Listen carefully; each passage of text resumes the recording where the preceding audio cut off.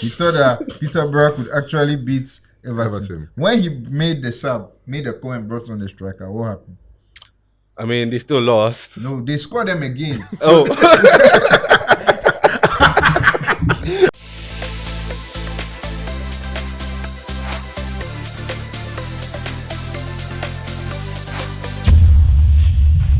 Sulia. Welcome to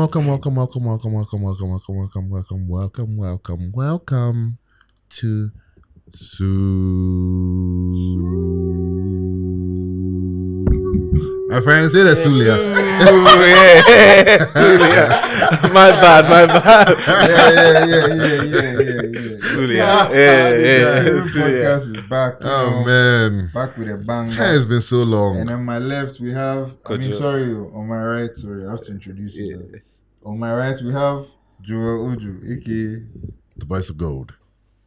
And I'm in the middle playing a Makalele role on behalf of my friend Celebration, Joseph, aka Joland. And on my left, please introduce yourself to the fans. Oh, I'm just Kojo. Kojo is here, our resident Chelsea fan for the day. Yeah. So let's get right into it. Over the weekend, we had the biggest game, in the world, if you can see that. But I was played in Saudi Arabia. For some reasons. They interviewed this guy this week, Axel Witzel. He said, don't talk plenty. We go there for money. Like, don't even the project, Charlie. Forget that chat. So yeah, this weekend, Clásico was played in Saudi. If you don't know where Clásico is for the casual fans out there, it's the biggest game in Spain between Barcelona and Real Madrid. So it ended, the classics. Yeah, it ended 5-2. This was the second time they were playing this season. The first one ended 5-1 earlier. So people thought that Real Madrid were going to come back, do something. Vengeance. They were going to try, Bellingham is on form, Mbappe has peak form, Apiki, Vini J, Ballon d'Or stuff. They have the whole... He won world's best. World's best, yes. Also in Saudi Arabia. But yeah, so... Do you want to touch on the game, Joe? What do you think? So, the game started out very nicely, Everybody had chances, but Barcelona were dominating. I'm not going to lie. They were dominating. Couture was doing his thing, innit? Yeah, but Couture, Charlie Couture, they save. Anyway, so, Real Madrid scores first, Mbappe, as he said, Apeke. He dribbled the player, no score. Then, a lot happened. Oh! And then Rodrigo scored from nowhere. From nowhere. Yeah, let Kojo go on. From nowhere, they score their first goal. Rodrigo. I'm shocked. Mbappe scores first, and then who goes next? Lamine Yamal. And then Rafinha. And then Kitabal. No, it was Lewandowski the penalty. The penalty. Then Rafinha. Then Balde. Then Rafinha again. All of this first half. Bruh. Me, I was shocked. I was stunned. I didn't even know what was going on. Some normal goals. Oh, yeah. Giving it to them. Chouameni, they look round. They say that they take Chouameni do DJ. It was all the style. He had all the spin. From the back pass, everything. They just give them. In a haram country. Charlie. Bro. The first thing couldn't say something I want to talk about is that Real Madrid always go and gather these superstar teams. In this current generation, right, it's Mbappe, it's Bellingham, Vini J, Rodrigo, Camavinga, who else? Rudiger, Courtois. Superstar team started in every the team you don't want to play against in FIFA. You get what I mean? Yeah. But Barca always find one guy, and this time is who? Lamine Yamal. How do you do that? Yeah, I don't know. I be Chelsea fan, my guy. And in the last generation, when they had Ronaldo, Benzema, and all the stars. But that was even the Galactico time. No, I'm just going. Okay. Step Sorry. So the last generation, they had Ciro, they had Bale, they had Benzema, and they had all the Modric, Casemiro, Messi, all the flavors, Cruz Control. Oh man. Sergio Ramos, Pepe, Casillas. Bro, that's a dream team, bro. They had a dream team. One man from the academy again. stepping on their neck. We have to say this Messi, though. that MSN. We have to say this though. Messi was through. Those guys were for the Champions League. When it came domestic and things like that, that's where you get the Messis and things adding their flavor and all that. Barcelona won the Champions League in almost 10 years. So like no, but I mean they weren't able to bring their Champions League dominance into every stratosphere. But for me, you see, these guys they're Champions League stars. That's where they are. That's their home. That's their lounge. They did with when Zidane was their coach. They won the league. No, I'm not talking about league. I'm talking about domestic cups. Like this one is for the domestic. You get me? So like this is where I feel like they leave it for just the the Barcelonas, the Atletico Madrid. Take. But this real Madrid, real like champions. Bro, Real Madrid has hit. But if Real Madrid don't take SF, they'll be out of the Champions League. Yeah. It's not looking good, format, bro. So are you saying it's not looking good, bro? If we're taking advantage of that Champions League format? Now that honestly, last season, they had an easy way. Okay, no, I forgot. They had Bayern Munich. Yeah. But you have a point there. Fair. It might be actually harder for them to actually win now that they're in a league system. Yeah. Like that might actually because now, playing against different opponents. Bro, going to the Bernabeu. They're not used to it. Yeah, exactly. It's going to be different. Yeah. So all I'm saying is that, and if you go way back to the actual Galacticos, Figo, Beckham, 2000, Zidane, Ronaldo, that was what 2005, Casillas, Roberto Carlos. Hey, Beckham. Ronaldinho was also there. Beckham, Figo, to step on their neck. So all I'm saying is that that's a time. Are doing it real big, very much big. They say they haven't gone to the Fountain of Cibeles. They didn't take the things there. Well, they didn't do it well this season. They didn't do it well this season. It's not looking good. Let's see. That was good. So, well, what do you think? Yeah, like their way forward is now after such a loss because they lost the game in first half. Yeah. They didn't do anything after that. They were gangbanged. Ancelotti said, well, the whole team didn't play well except for Mbappe. Mm-hmm. Do you think that it is like the Galacticos don't work well for when you try and do a superstar team? It doesn't work well for Real Madrid. Do you think? That's their mantra. That's their whole MO. Get the best players. Everybody wants to play for Real Madrid. You know how it is. They want Trent right now, who's almost the best generational talent in so long. I wouldn't. Don't look at me like Trent hasn't revolutionized the position. No, he hasn't because Reece James. I mean, come on. Are we still talking about Reece James is injured. He's injured. He's injured for 4 years. My guy. If you think about it, the running that guy did. Yeah. 2002. You can say somebody. I'm going to say to be very honest. To be very honest. To be very, very honest. Yeah. It could be a hot take. But I honestly feel that Joao Cancelo was a better player than Trent Alexander-Arnold. Because I feel like he could at least defend. When he was in City, he was good attacking, could play left back, right back, LM, RM, and could attack and defend as well. So I feel like aside though, because it's just that right now he doesn't get. But he was literally the best. Where is he right now? He had a falling out with what's his name? But he went to Barcelona. How can we do it? You think if what's his name? Trent Alexander-Arnold went to a team like let's say like United, do you think you'll be doing as well as he's doing in Liverpool? What you're trying to say. He fits the system. He doesn't. No, but then it's unfair to say United because United's system and team. Like if you look at your background staff. Horrible. Your coaching staff, horrible. Fine. You can't put a good player in there. Let's move on to a different team. The point I was trying to make is that Real Madrid always want the best players. Okay. When they see very good players, you don't worry. They are attracted to buy We'll have another video for that conversation. That's what I was trying to say. I don't know where you were trying to say. But let's move on. Anyway, so Clásico was... Oh, yes. Let's move on. Real Madrid have lost woefully again to Barcelona. Mm-hmm. I mean, so you're saying what's the way forward for them? Yeah. I mean, they are going to play again this season. They have another chance, I think, in the league. I don't know who's away or who's home. But one more game. at least in the league. So they have a chance to...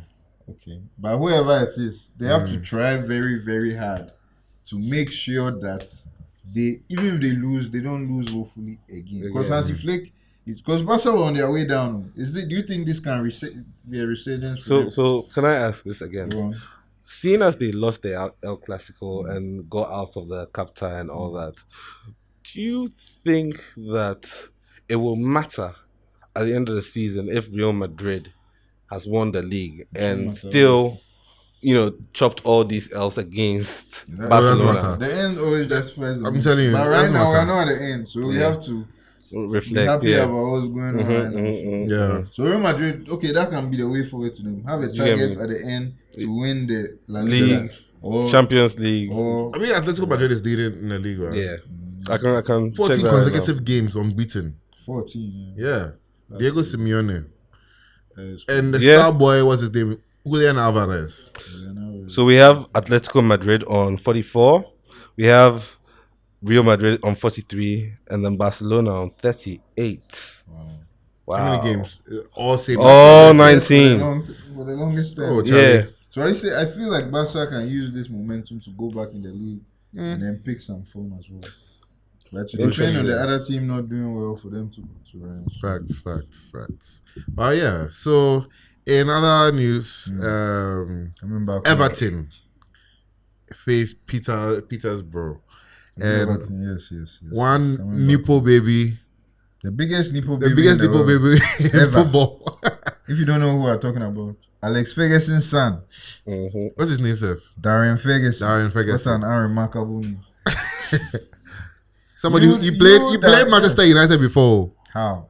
Nobody even remembers. He just did it for his CV. His father just helped him for some NHS so that I can have him. Oh, I played for Man United. And you, Ashley Young, who's actually old, had a chance to play with his son. I don't know. We saw that happen in the NBA. It's a real United legend. Thank you, Selwyn, at the back. Real United legend. It's a real United legend. Former United captain. I disagree with this. So I think let's even make our points first before you disagree. Fair enough. Make your points. All we are trying to say is you, Darren Ferguson. If anybody should understand nepotism and the moment and the sentiment of football, it should be you. Okay, granted, it was 1-0 at the time when you had your last substitution, right? And you felt like instead of bringing on a defender, who is Ashley Young's son playing for Peterborough, Tyler Young, thank you. You should bring on an attacker so that you can increase your chances of winning the match. But realistically, okay, let's say he's delusional. He thought that Peterborough could actually beat Everton. When he made the call and brought on the striker, what happened? I mean, they still lost. No, they scored them again. So they got 2-0. So what I wanted to say is that we saw it happening in the NBA. Look at what Bronny and LeBron. We know that Bronny is not the best NBA player. We know. He was the second one or third one. He was the last pick. You're not saying the whole draft. But this is the 55th pick. I don't know why this is a big deal because it's not like it's Messi and his son or Ronaldo and his son. And on top of that, how many people's father will get to play with their son on the same pitch? No, not a lot. Never. And if you have the chance to do it, and you are saying, "Oh, we'll win," meanwhile, your father is Alex Ferguson. But honestly speaking, they didn't have a chance. Because if they had a chance, his son would be on the pitch. His son would have been good enough to actually be there, but he's not at that stage yet. So what we are saying is that look at this example I'm giving of LeBron James. Bronny James was literally the last pick of the draft. Second round, 55th. Literally the last person to be selected. Just so that LeBron James, who is so great, and will have a chance to play with his son. The whole season, right? No, not the whole season. After he played like 3 games, they sent him to the G League. For development.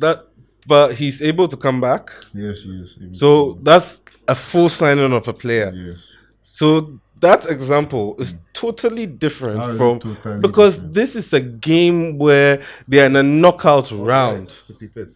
I know it was 55th. Shit. I'm impressed with myself. I was guessing. I was like, 50-50. Sorry, please carry on.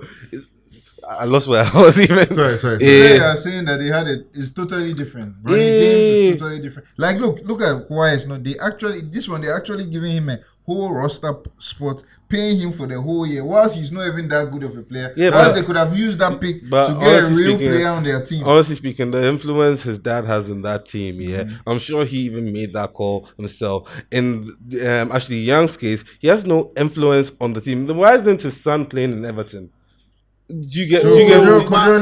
I hear what you're saying, but they're playing on opposite sides, isn't it? Yes. Yeah, so that means they had hyped the movement and they had that's their fault. It's just a nice thing. That's what we are saying. Like, this might never happen again. This chance might never you come see, again. you know something funny. This could even put what's his name, Ferguson's son in history. Yeah. That Petersburg faced Everton. And there's what's it called? Father versus son. Who was the coach of that team? Because aside this, we'll never hear that guy's name again. No, but how's that history? That's probably it's history. It's not history. I don't think it's ever happened. It's not history because, like, if you think about it, it's probably happened somewhere before. We've never heard about it. Doesn't mean that it hasn't happened. But this is like a big stage FA Cup. Yeah, like but an actual big stage that everybody can hear about. This is not House of Hope. No, I can imagine if we go and look. It's probably even happened in the Premier League. I can imagine viewers. I don't know you guys that much, but then like go check and correct these guys. That this is not saying it might not have happened. No, but we are saying that the relevance. No, I'm talking about calling on his history because it's not going to be history. It's probably going to be 5 minutes of if this really happened. Yeah, you'd probably see it 5 seconds. Scroll to the next article because you'll be like, but cool. We know, but like it will be a warm. It's just a nice thing. Yeah, like actually, and if they drew or something, I'll understand. But they lost 2-0 after they made that. Honestly speaking, if so he what came, was the point? If he came on to say that this is not a charity case. But this is not a charity case. But because it's not. I was gonna say your father, but he's a great man. But so your face, foolish guy. But it's not. He's a nipple baby from what I'm trying to say is that if they drew the man, if he made that sub, and even they kept the 1-0, I'll understand. But they lost 2-0 after they made that sub, then they scored them again. No matter. They have even needed a defender self to prevent that second goal.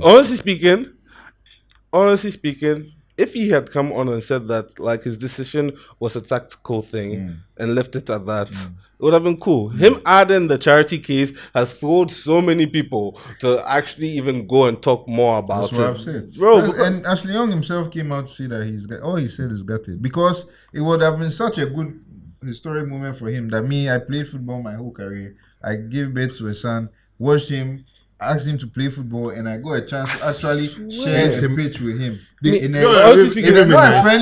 Not like a friendly charity match, like an actual important game. And you all have no exchange jerseys at the end. No, but then like Charlie, if he had come on and then he scored against his father, ending his father's career, like that's worse. It's still nice. Yeah. I guess. Yeah. I concede. It would have been a nice thing, and it would have been a charity case. But then, like Charlie, it's football, man. It's football. And he lost. That's the part that add insult to injury. They scored them again. Oh my god. Anyway, any other talking points before we go? Yes.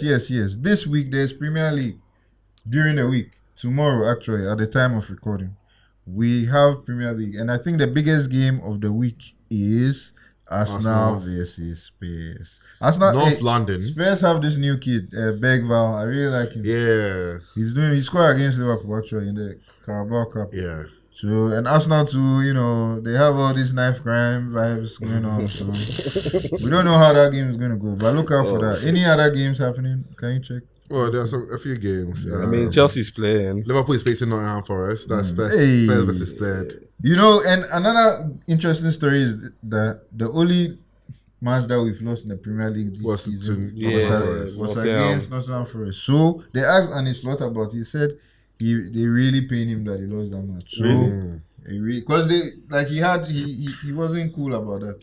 Because that's the only game they've also lost. And it was such a haram match. Hudson-Odoi scored that goal. And we couldn't really do anything about it. And we took the L like that. A man named Dua Chris Wood. This man.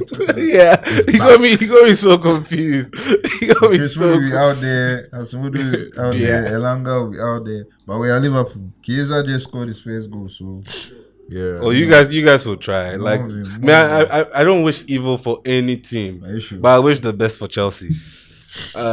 That's me. What other games? Chelsea is facing Bournemouth. Right now, now Enes is injured. Fractured his the last shin game or something like you that. lost to Bournemouth the other time. Oh, there was a whole fight. That's the one Coupon was sitting on the floor. Chilling. You say I'm not a man, please. Yeah. So right now, did you lose that game? Or? We won 1-0. Okay. 1-0. Shout outs to what's his name? Antoine, our Ghana boy Antoine Semenyo, who's probably going to become I have him in my FPL, you know. He's going to play strike. Oh, yeah, and then Unal is injured. So you guys watch that game. Come on, Blue. City.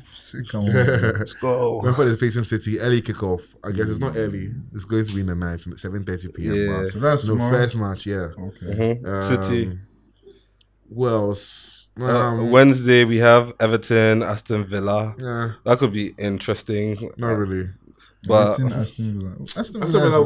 Well, Everton is defending nicely now. That's okay. Well, it could be interesting now. Too, so you know the coaches of Everton are they sacked on Sunday? Yeah, I don't know why they would do that. Managers. You know, relegation battle. Yeah, I don't know why.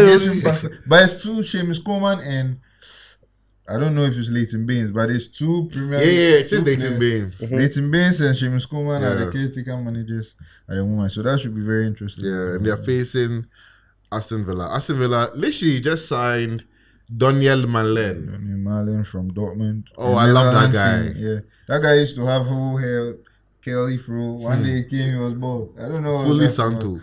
Is that on your previously on Sulia? When somebody goes to cut their hair, something you said something about that. So.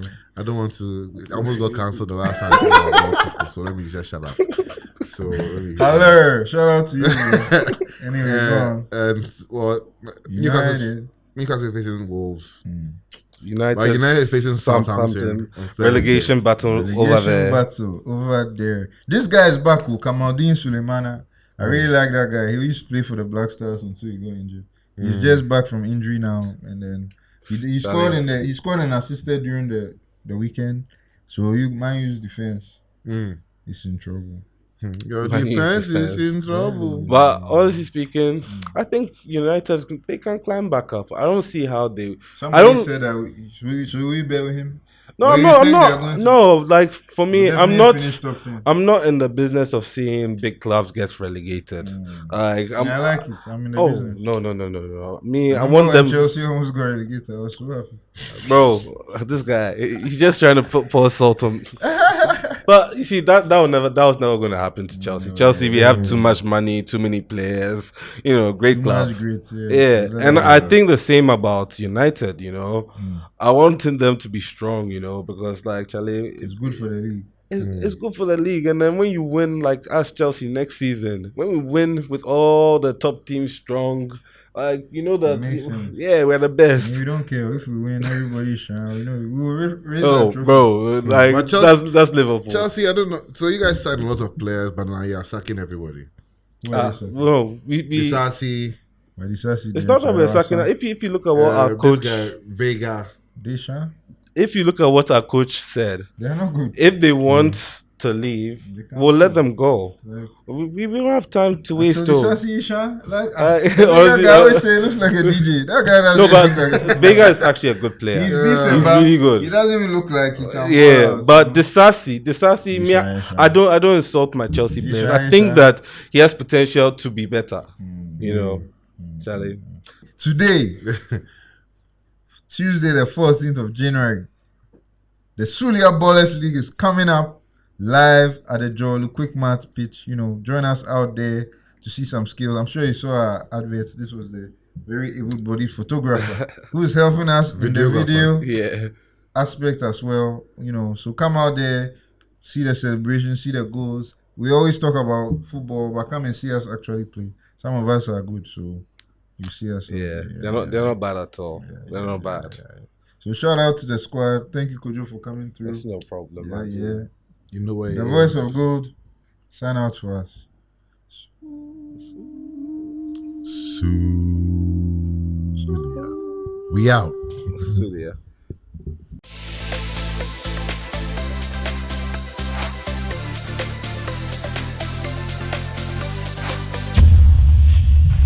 Sulia.